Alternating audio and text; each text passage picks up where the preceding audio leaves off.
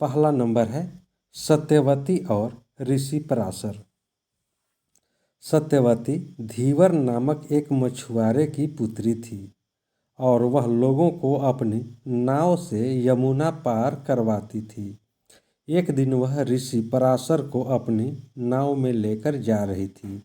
ऋषि पराशर उससे आकर्षित हुए और उन्होंने उससे प्यार करने की इच्छा जताई। सत्यवती ने ऋषि के सामने तीन शर्तें रखी।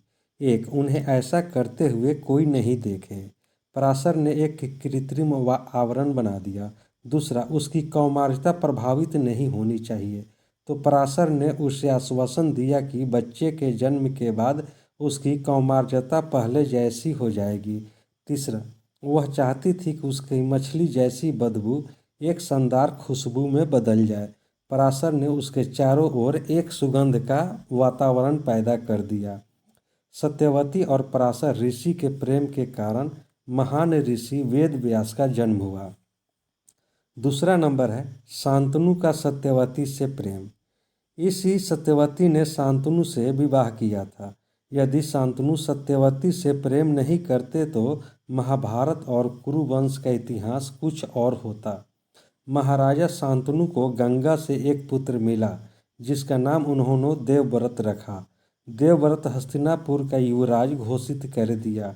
वहीं देवव्रत आगे चलकर भीष्म कहाए। एक दिन शांतनु यमुना के तट पर घूम रहे थे कि उन्हें नदी में नाव चलाते हुए एक सुंदर कन्या नजर आई। शांतनु उस कन्या पर मुग्ध हो गए।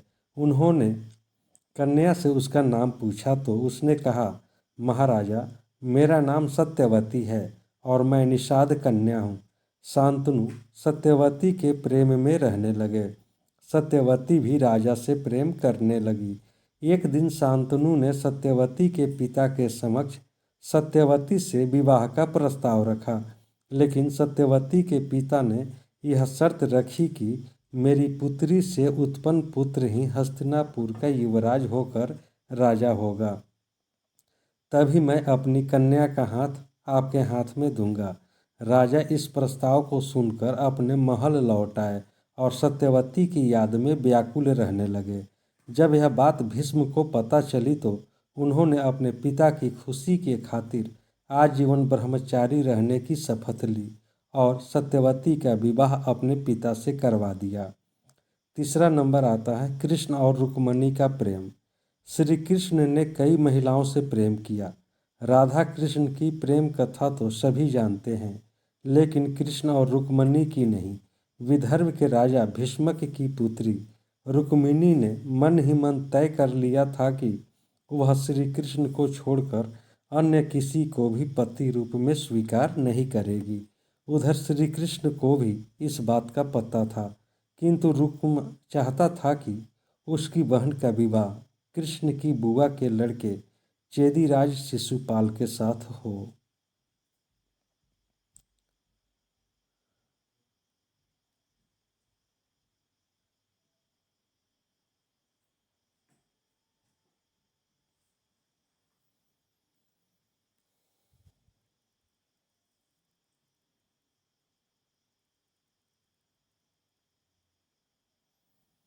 रुक्म ने माता पिता के विरोध के बावजूद अपनी बहन का कृष्ण के शत्रु शिशुपाल के साथ रिश्ता तय कर विवाह की तैयारियां शुरू कर दी। रुक्मिणी को जब इस बात का पता लगा तो वह बड़ी दुखी हुई और तब उसने एक ब्राह्मण को द्वारिका श्री कृष्ण के पास भेजा। अंततः श्री कृष्ण को रुक्मिणी का हरण कर उनसे विवाह करना पड़ा। चौथा नंबर है अर्जुन और सुभद्रा का प्रेम। सुभद्रा श्री कृष्ण की बहन थी। बलराम चाहते थे कि सुभद्रा का विवाह कौरव कुल में हो। बलराम के हठ के चलते ही तो श्री कृष्ण ने सुभद्रा का अर्जुन के हाथों हरण करवा दिया था। बाद में द्वारका में सुभद्रा के साथ अर्जुन का विवाह विधि पूर्वक संपन्न हुआ। विवाह के बाद वे 1 वर्ष तक द्वारका में रहे और शेष समय पुष्कर क्षेत्र में व्यतीत किया। 12 वर्ष पूरे होने पर वे सुभद्रा के साथ इंद्रप्रस्थ लौट आए। इंद्रप्रस्थ में जब सुभद्रा द्रौपदी से मिली तो उसने तुरंत अर्जुन से अपनी शादी के बारे में नहीं बताया, लेकिन जब वे घुल मिल गई तो सुभद्रा से सच्चाई बता दी और द्रौपदी से उसे स्वीकार कर लिया। इसी तरह अर्जुन ने मणिपुर की राजकुमारी चित्रांगदा से भी प्रेम किया था। अर्जुन ने जब राजा चित्रवाहन के राज्य मणिपुर में भ्रमण किया तो उसने कावेरी के तट पर चित्रांगदा को देखा। वह बहुत सुंदर थी। अर्जुन को उससे प्यार हो गया। जब उसने राजा चित्रवाहन से उसका हाथ मांगा तो उन्होंने शर्त रखी कि उनका पुत्र मणिपुर लाया जाना चाहिए और उसे मणिपुर का साम्राज्य संभालना होगा। अर्जुन राजी हो गए। जब अर्जुन के पुत्र बब्रुवाहन का जन्म हुआ तो अर्जुन ने अपने भाइयों के पास इंद्रप्रस्थ जाने के लिए अपनी पत्नी और बेटे को छोड़ दिया। चित्रवाहन की मृत्यु के बाद बब्रुवाहन मणिपुर का राजा बना। कहते हैं कि महाभारत के युद्ध के बाद बब्रुवाहन ने अपने पिता अर्जुन को युद्ध में हरा दिया था।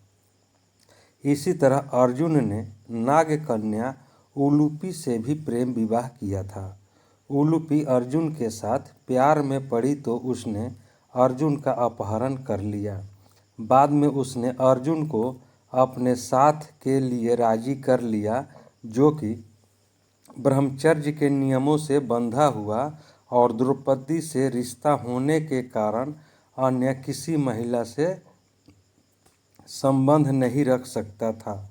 अंत में उसने अर्जुन को एक वरदान दिया कि पानी में उसे कोई नुकसान नहीं पहुंचा सकता है। 5वां नंबर है सांब और लक्ष्मण का प्रेम। भगवान कृष्ण की 8 पत्नियों में से एक जाम्बवंती थी। जाम्बवंती कृष्ण के पुत्र का नाम सांब था। महाभारत अनुसार इस सांब का दिल दुर्योधन और भानुमति की पुत्री लक्ष्मणा पर आ गया था और वे दोनों प्रेम करने लगे थे।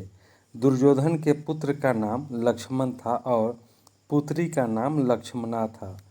दुर्योधन अपनी पुत्री का विवाह श्री कृष्ण के पुत्र से नहीं करना चाहता था। इसलिए एक दिन सांब ने लक्ष्मणा से प्रेम विवाह कर लिया और लक्ष्मणा को अपने रथ में बैठाकर द्वारिका ले जाने लगा। जब यह बात कौरव को पता चली तो कौरव अपनी पूरी सेना लेकर सांब से युद्ध करने आ पहुँचे। कौरवों ने सांब को बंदी बना लिया। इसके बाद जब श्री कृष्ण और बलराम को पता चला तब बलराम हस्तिनापुर पहुँच गए। बलराम ने कौरवों से निवेदन पूर्वक कहा कि सांब को मुक्त कर उसे लक्ष्मणा के साथ विदा कर दें, लेकिन कौरवों ने बलराम की एक बात नहीं मानी। ऐसे में बलराम का क्रोध जागृत हो गया। तब बलराम ने अपना रौद्र रूप प्रकट कर दिया। वे अपने हल से ही हस्तिनापुर की संपूर्ण धरती को खींचकर गंगा में डुबोने चल पड़े। यह देखकर कौरव भयभीत हो गए। संपूर्ण हस्तिनापुर में हाहाकार मच गया। सभी ने बलराम से माफ़ी मांगी और तब सांब ने लक्ष्मणा के साथ विदा कर दिया। बाद में द्वारिका में सांब और लक्ष्मणा का वैदिक रीति से विवाह संपन्न हुआ।